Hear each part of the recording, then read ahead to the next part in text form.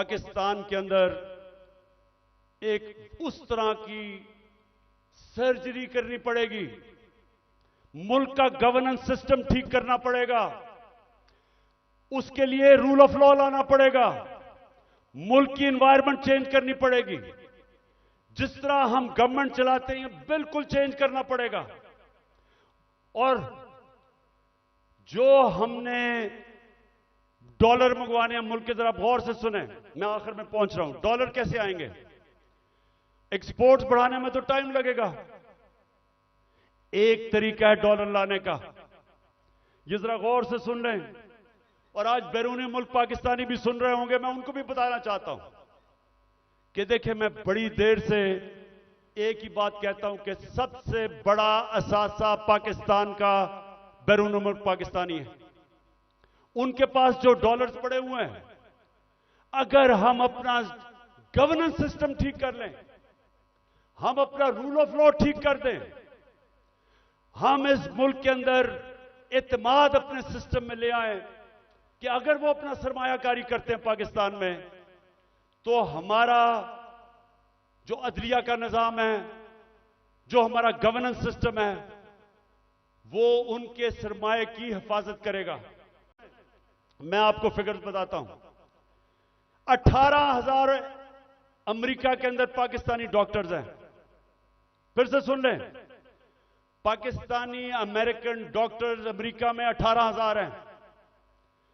आपको पता है कि उनकी टोटल वेल्थ कितनी है? 18,000 पाकिस्तानियों की वर्थ कितनी है? 200 अरब डॉलर।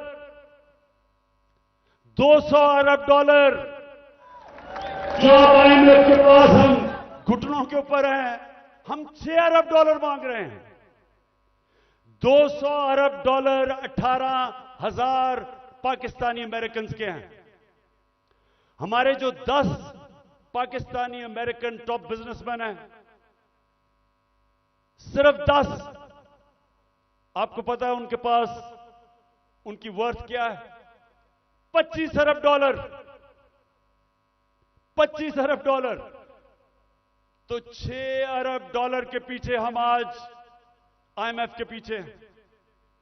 आपको पता है कि इस मुल्क से सिर्फ दुबई में, यह ब्लूमबर्ग की रिपोर्ट है कि इस मुल्क से सिर्फ दुबई में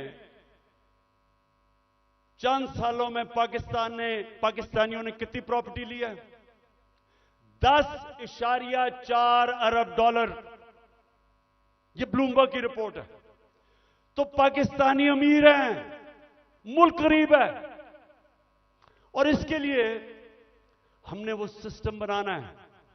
जब तक वो माहौल नहीं बनेगा जिसको एनेबलिंग एनवायरनमेंट कहते हैं, हम इनका पैसा नहीं ला सकते। ये अभी तक सिर्फ प्रॉपर्टी में पैसा लेते हैं, प्लॉट्स लेते हैं, लेकिन जब तक वो सरमायाकारी पाकिस्तान में नहीं करेंगे, हम इसी तरह ही घुटनों के ऊपर रहेंगे। जिस वक्त हमने अपना सिस्टम ठीक कर लिया, उन्होंने सरमायाकारी शुरू कर दी पाकिस्तान में, आप यकीन करें कि वो उनको देखते हुए सारी दुनिया से सरमायाकारी आएगा। यहां जो चाइना कैसे ऊपर गया? चाइना ने सबसे पहले अपना सिस्टम ठीक किया, उसके बाद जो बैरून मुल्क चाइनीज थे वो वापस आए, उन्होंने सरमायाकारी की। जब सरमायाकारी शुरू हुई तो वो इस तरह है कि जिस तरह शहद के ऊपर मक्खियां आती हैं, सारी दुनिया से सरमायाकार आ गया। 30 साल में चाइना किधर का किधर पहुंच गया, क्योंकि उधर लीडरशिप समझी कि जब तक हम अपने मुल्क का जो सरमायाकारी का माहौल है वो ठीक नहीं करेंगे तो सरमायाकारी नहीं आने लगी। तो पाकिस्तान में तो सरमायाकारी आती नहीं है, क्योंकि प्लॉट बेचारा ओवरसीज पाकिस्तानी लेता है, उसमें भी कब्जा हो जाता है। वो कौन फैक्ट्रियां लगाएगा यहां? तो ये मैं सबसे पहले कि हमने ओवरसीज का पाकिस्तानियों का पैसा लेना, एक प्लान बनाया हुआ है हमने, कैसे उनकी इन्वेस्टमेंट लेके आनी है। तो ये पूरा एक प्लान बनेगा कि कैसे गवर्नेंस सिस्टम ठीक करनी है। 3.5 साल में हमें बड़ी शुरू में तो हमें समझ ही नहीं थे कि क्या हालात है। तो इंशाल्लाह एक तो वो पहले, फिर दूसरा, हमने पाकिस्तान के अंदर लॉन्ग टर्म, अब मिडिल और लॉन्ग टर्म प्लानिंग, एक्सपोर्ट्स, एक पूरा मुल्क को लगाएंगे एक्सपोर्ट्स के ऊपर। एक्सपोर्टर्स को वीआईपी बनाएंगे। जो मुल्क में डॉलर चीजें बेच के डॉलर लेके आएगा उनके लिए सहूलतें देंगे। हमने दी थी और इसकी वजह से हमारी रिकॉर्ड एक्सपोर्ट्स थी जब हमारी गवर्नमेंट गिराई गई है। तो फिर एक्सपोर्टर्स को जब तक आप उनको वीआईपीज नहीं बनाएंगे, जिस तरह ईस्ट एशिया में बनाया था, जिस तरह इंडोनेशिया, मलेशिया, ये चाइना ने जब तक नहीं किया, एक्सपोर्ट्स नहीं बढ़ेंगी। हम तवज्जो नहीं दी कभी उसके ऊपर। फिर आईटी, हिंदुस्तान की 140 अरब डॉलर की आईटी एक्सपोर्ट्स है, हमने कभी तवज्जो ही नहीं दी। हमने जब दी थी तो 2 सालों में 70% हमारी आईटी की एक्सपोर्ट बढ़ गई थी। उनको हमने उठाना है क्योंकि फ्यूचर टेक्नोलॉजी का है। तीसरी चीज, टूरिज्म। पाकिस्तान के पास कभी हमने तवज्जो नहीं दी। ये मुल्क, और हमारी बदकिस्मती के 2 साल कोविड हो गया, कोरोना हो गया, उसके बाद टूरिज्म खत्म हो गई। तो इंशाल्लाह पूरा मेरा प्लान है कि इस बार इंशाल्लाह अल्लाह ने मौका दिया, कैसे टूरिज्म उठाएंगे। उसके अलावा हमने कभी तवज्जो ही नहीं दी मदनियात पे, मिनरल्स पे। वो इसलिए क्योंकि वो सूबाई सब्जेक्ट बन गया है, सूबों के पास कैपेसिटी नहीं है। तो इस वक्त पूरा जोर लगाएंगे कि कैसे हमने पाकिस्तान के, और यहां बहुत अल्लाह ने नेमतें बख्शी हैं मदनियात में, लेकिन हमने तवज्जो नहीं दी, उससे भी हम डॉलर पाकिस्तान में आ सकते हैं। फिर इंडस्ट्री को, और खास तौर पे स्मॉल मीडियम इंडस्ट्री, ये हमने शुरू की थी और मुझे फख्र है कि हमारी 17 साल के बाद सबसे ज्यादा इंडस्ट्री बढ़ रही थी, जो आज फिर बंद हो गई है। तो वो उसके ऊपर, और स्मॉल और मीडियम जो छोटा इंडस्ट्री है उसके ऊपर हमने पूरा प्लान बनाया हुआ है। फिर अपनी ज़राअत की हमने सिर्फ प्रोडक्टिविटी बढ़ानी है। चाइना के साथ हमने बात कर ली थी कि कैसे हम पैदावार बढ़ा सकते हैं, और उन्होंने आना था, और बदकिस्मती फिर कोरोना की वजह से 2 साल चाइना बंद हो गया। तो उसका पूरा प्लान बना हुआ है। फिर जो बड़े बड़े पीआईए, रेलवे, गवर्नमेंट कॉरपोरेशन, ये सबसे ज्यादा नुकसान करती हैं पाकिस्तान में। जो हमारा जो पैसा आवाम पे खर्च होना चाहिए वो नुकसान पे चला जाता है। इनको रिस्ट्रक्चर करना है। ये भी हम आखिर में बना था, लेकिन हमारी गवर्नमेंट चली गई। इसका पूरा प्लान है। और फिर कैसे हमने अपना टैक्स कलेक्शन बढ़ाना है। अब ये जरा सुन लें, इस वक्त 22 करोड़ पाकिस्तानियों में सिर्फ 25 लाख टैक्स देने वाले हैं। 22 करोड़ पाकिस्तानियों में 25 लाख टैक्स देने वाले हैं। हमने नादरा के साथ मिलकर आइडेंटिफाई किए 4 करोड़ टैक्स देने वाले, उनके हमने टेक्नोलॉजी का इस्तेमाल करके हमने पता चलवाया कि इतने ज्यादा टैक्स पेयर जो पैसे नहीं देते, उनके लिए, ये मैं अब आखिर में आ रहा हूं, उसके लिए हमने पूरा प्लान बनाया हुआ था, लेकिन फिर हमारी गवर्नमेंट चली गई। लेकिन जब तक हम अपना टैक्स बेस नहीं बढ़ाएंगे, जब तक हमारा टैक्स नहीं बढ़ेगा, मुल्क आगे नहीं चल सकता। तो इंशाल्लाह उसका पूरा हमारा प्लान है। उससे मैं ये भी बता दूं कि हमने रिकॉर्ड टैक्स इकट्ठा किया था अपने दौर में। और फिर मनी लॉन्ड्रिंग, ये देखें हमारी जो एलीट है मुल्क की, शायद ही किसी मुल्क में ऐसे हो कि सारी एलीट जो पैसा होता है वो बाहर भेज देती है। प्रॉपर्टीज इनकी बाहर हैं, जिस तरह मैंने दुबई में बताया, लंदन, सारी दुनिया में। तो और ये चोरी का पैसा होता है। तो जब तक हम इसको कंट्रोल नहीं करेंगे, और ये होगा रूल ऑफ लॉ से, जितना हम अपना कानून तकड़ा करेंगे, हम इतना पैसा हमारा मुल्क से बाहर चला जाता है, डॉलर्स बाहर चले जाते हैं चोरी के, हमने वो रोकना है। आखिर में इस दौरान जो मुश्किल वक्त है, आज कमजोर तबका हमारा पिस गया, तनख्वाहदार हमारा पिस गया महंगाई की वजह से। तो हमने जो चीजें शुरू की थी उसका मैं आपको बता दूं कि सबसे पहले हमने हेल्थ कार्ड, जो हेल्थ इंश्योरेंस थी, कि हर लोगों के लिए 10 लाख रुपए के लिए हेल्थ इंश्योरेंस, हर खानदान के लिए किसी भी अस्पताल में अपना इलाज करवा सके, वो सबसे ज्यादा जो बंद किया गया कई जगह के ऊपर, वो फिर से हम शुरू करेंगे। क्योंकि ये आजकल के दिनों में, महंगाई के दिनों में, एक बीमारी हो जाती है घर में, सारा घर मकरूज हो जाता है। तो जो हेल्थ कार्ड है वो हमारा पूरा इनिशिएटिव है और इंशाल्लाह वो नंबर 1 होगा कि हमने अब लोगों को कैसे तहफ़्फ़ुज़ देना है, सोशल प्रोटेक्शन कैसे करनी है। दूसरा, हमने सानिया निश्चित ने एक जबरदस्त प्रोग्राम निकाला है और वो है हमने अब राशन देना है लोगों को। वो कैसे करना है? हमने अब पूरा डेटाबेस बनाया है। हमने देखा कि कौन कौन से खानदान, उनकी इनकम कितनी है जो मुश्किल में है। तो इसको कहते हैं टारगेटेड सब्सिडी। पूरा प्लान ये है कि उनको डायरेक्ट हम पैसा देंगे ताकि जो गरीब लोग हैं उनको, जो कमजोर हैं, जो मुस्तक हैं, उनको डायरेक्ट पैसा मिले। आजकल के मुश्किल दिनों में उनको खाने पीने की इतनी चीजें महंगी हैं। तो एक ये पूरा प्रोग्राम हमारा बना हुआ है। फिर हमने नौजवानों को लोन्स देने हैं, सूद के बगैर कर्जे, ताकि वो अपनी बिजनेस से शुरू कर दे। हमने कामयाब जवान में काफी किया था, लेकिन इंशाल्लाह उसको अब और आगे लेके जाएंगे। फिर घर बनाने के लिए तनख्वाहदार तबकों के लिए हमने पहली दफा पाकिस्तान में घर बनाने के लिए हाउस फाइनेंसिंग शुरू की थी। सस्ते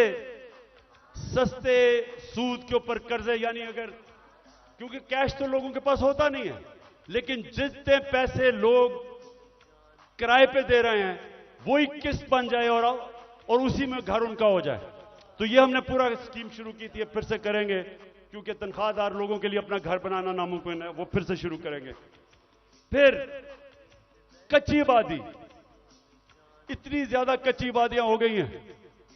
हमने आखिर में ये प्रोग्राम बनाया था क्योंकि टाइम लगा डेवलप करने में। अब सारी कच्ची आबादियों के अंदर, ये मलेशिया में भी हुआ है, ये तुर्की में भी हुआ है, हम क्या करेंगे कि उनके लिए मॉडर्न फैसिलिटीज उधर ही खड़ी करेंगे और डेवलपर को कहेंगे कि वहां एक बिल्डिंग बना ले और वो ही उनके लिए बिल्डिंग बनाए जिधर उनको फैसिलिटीज मिल जाए, पानी मिले, सही माने में वो रह सके, बजाय गंद के अंदर कच्ची आबादी में लोग रहते हैं, और घर भी अपना हो जाए।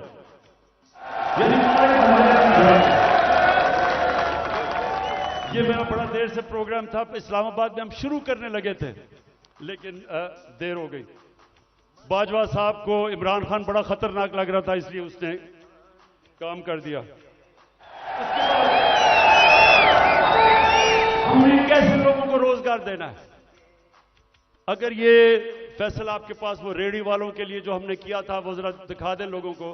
हमने फैसला किया कि देखें, हम रोजगार तो दे नहीं सकते लोगों को, तो हमने लोगों के लिए रेहड़ियां बनाई। इस्लामाबाद में एक्सपेरिमेंट शुरू किया कि उनको बजाय लोग तंग करें, कोई उनको कॉर्पोरेशन वाले लोग उठा दें, कोई पैसे ले ले, जो छाबड़ियां लगाते हैं, तो हमने उनके लिए जबरदस्त रेहड़ियां बनाई, उनको एक जगह दी ताकि वो अपनी रोजी कमा सके। G11 मरकज के पास जा रहे हैं, रेडी पान यहाँ पर साफ प्रोग्राम के तहत। बहुत शुक्रगुजार हैं आप लोग, हमारे बारे में इतना कुछ सोचा सर भी आप लोग।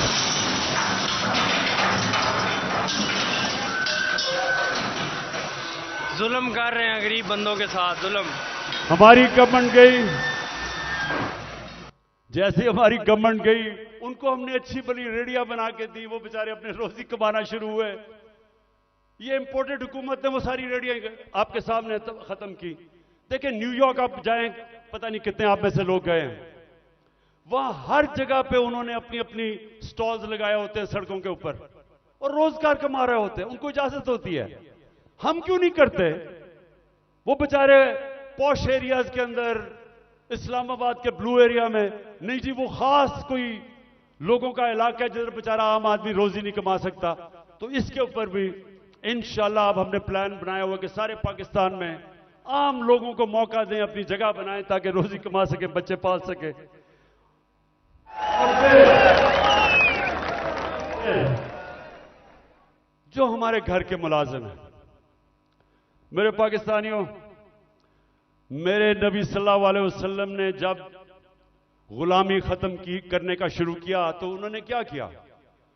उन्होंने कहा कि जो आपके घर में गुलाम है उनको इस तरह रखो कि जैसे वो आपके घर में आपकी फैमिली है, उनको वही खाना खिलाओ, उनको अच्छी तरह रखो। ये उन्होंने पहला कदम उठाया था कि उनको इंसान समझो, उनके भी हुकूक हैं। मैं जब बरतानिया गया तो उधर मैंने पहली दफा देखा कि जब किसी के भी घर में कोई काम करने आता है तो उसका कॉन्ट्रैक्ट होता है, कितनी देर काम करेगा, छुट्टी कब मिलेगी, तनख्वाह कितनी होगी, ये कॉन्ट्रैक्ट साइन होता है। मुझे अफसोस से कहना पड़ता है कि हम अपने मुल्क में अपने मुलाजमों को ठीक नहीं रखते और ये हमारे दीन के खिलाफ है। हमें बिल्कुल उस तरफ जाना चाहिए कि उनको हम कॉन्ट्रैक्ट्स दें, बताएं कि जितना पैसा मैं आपको दे सकता हूं उसके मुताबिक करें, उनको छुट्टी दें, उनके ऊपर पूरी कोशिश करें कि वो आपके जिस तरह फैमिली मेंबर है। ये हमारे दीन का हिस्सा है और मेरी पूरी कोशिश है कि हमारे जो मुलाजिम हैं घरों में काम करते हुए उनको आहिस्ता आहिस्ता हम राइट्स दें, उनका ध्यान रखें। वो भी इंसान है और वो क्योंकि कमजोर हैं उनको बुरी तरह हम रखते हैं। और जिन मुल्कों को हम काफिर कहते हैं या हमारे दीन के नहीं हैं, आप हैरान होंगे कि कितनी इंसानियत है उनमें अपने मुलाजमों के लिए। आखिर में जी, मेरे पाकिस्तानियों, मैं आज आपका खास तौर पर शुक्रिया अदा करना चाहता हूं कि इतनी रुकावटों के बावजूद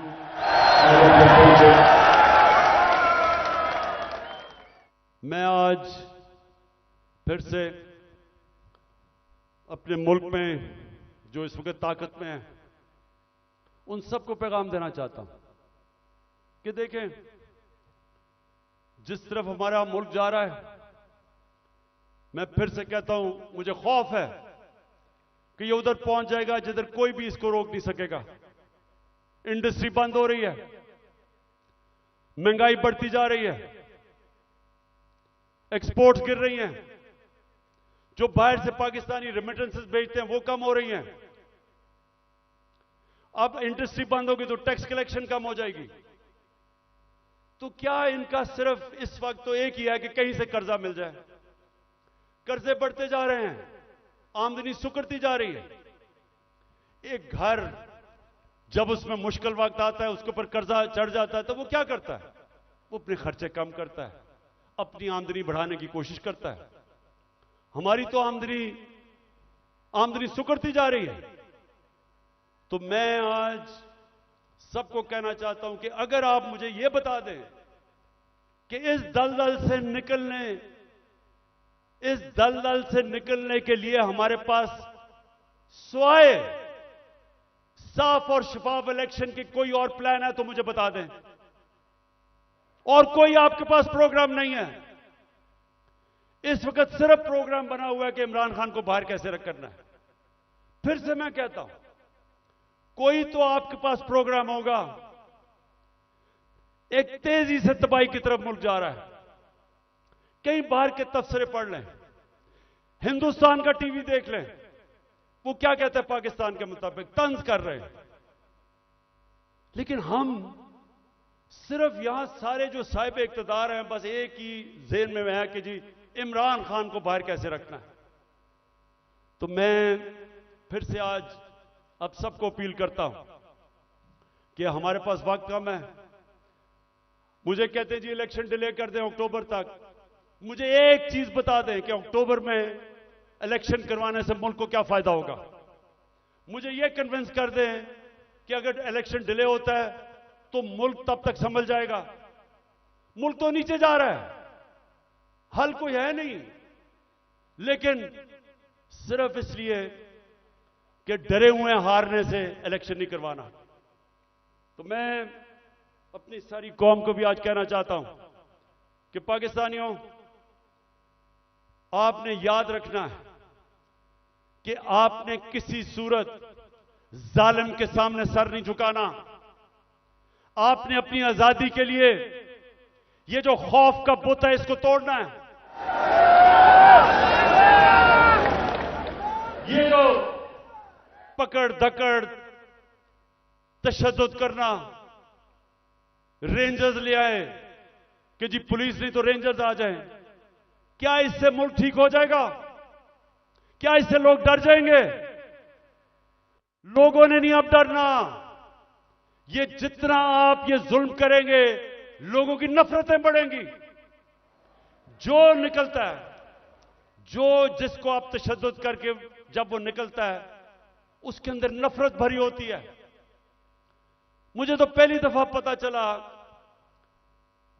कि जब मुझे एक बलूचिस्तान में मिनिस्टर ने कहा, उसने कहा इमरान खान, खुदा के वास्ते अपने लोगों को बताओ कि ये जो हमारे लोगों को पकड़ के तशद्दुद टॉर्चर करते हैं, वो जब वापस जाता है सारा का सारा गांव खिलाफ हो जाता है। वो कहता है जब वो उसकी, जिस तरह उस बेचारे को जिले शाह को कत्ल किया, अगर कत्ल करते हैं, जब उसकी जो डेड बॉडी मिलती है, फिर सब के खिलाफ हो जाते हैं। ये तो कहता सारी कौम को ही खिलाफ कर रहे हो। कभी ये भी तरीका है कि इंसानों को भेड़ बकरियों की तरह डंडे मार के लाइन में करो? इंसान ऐसे नहीं होते। इंसान को समझाना पड़ता है। दिल और दिमाग की जंग होती है। ये डंडे से कोई आज तक नहीं ठीक हुआ। और ये जो खौफ फैलाया हुआ है कि जी हम ये कर देंगे, हम आपको ये मार देंगे, हमने ये कर दिया, फिर से हमला होने लगा है। देखें, आखिर में मैं आपको ये बात बता दूं, आज है 25 हो चुकी है। 25 मार्च को पाकिस्तान वर्ल्ड कप जीता था। मेरी जितनी सारी टीम थी, मेरी सारी टीम, और वो अभी सारे लोग क्रिकेट के ऊपर बातचीत करते हैं, कभी उनसे पूछें, सारी टीम दिल हार चुकी थी। सबका क्या था, हम इतना बुरा हमारा हालात थे, सबने कहा कि हम नहीं जीत सकते।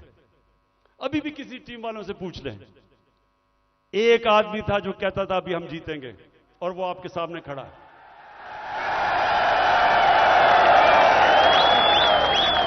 आखिरी गेंद तक लड़ने वाला कप्तान था मैं, और अभी भी आखिरी गेंद तक लड़ूंगा अपने मुल्क के लिए। मुझे किसी का खौफ है? अल्लाह कुरान में कहता है जो लोग ईमान ले आए अल्लाह उनके खौफ दूर कर देता है, खौफ से आजाद हूं। मैं सिर्फ अपनी कौम को तैयार कर रहा हूं कि जो अब आगे हमारे सामने चैलेंज है, वो जिस तरह अभी तक पाकिस्तान चल रहा था, इस तरह हम चैलेंज नहीं जीत सकते। अब जो हम चैलेंज जीतेंगे, जब पाकिस्तान एक कौम बन जाएगी, हम एक कौम बन के इस मुल्क को निकाल लेंगे इस दलदल से। जर्मनी और जापान तबाह हो गए थे सेकेंड वर्ल्ड वॉर में, दूसरी जंग अजीम में तबाह थे दोनों मुल्क, क्योंकि वो कौम थी। दोनों 10-10 साल में खड़े होकर अजीम पावर्स बन गए। ये जो चैलेंज है, ये हम सिर्फ एक कौम बन के जीत सकते हैं, और कौम बनेगी जिसकी बुनियाद रखी जाएगी इंसाफ के ऊपर, कानून की हुक्मरानी के ऊपर।